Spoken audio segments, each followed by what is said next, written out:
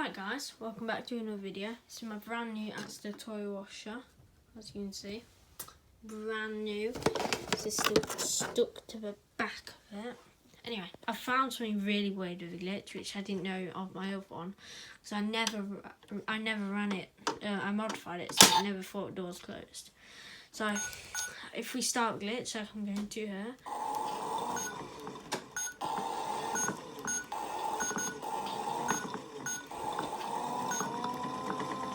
So as you can hear, the speaker's off. The glitch has started.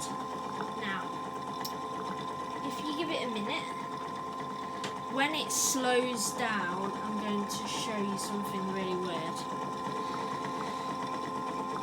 So this is the door closed. It thinks door closed, the sensor's down. You'll be able to hear when the door opens. Sorry about the mess around, but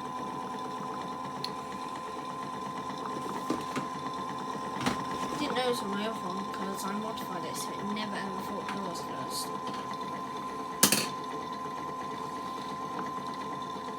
So just keep going until it finishes its spin sequence. So sometimes you have to press this to get it to speed up, but it's done it now.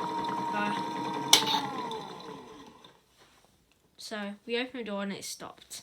Now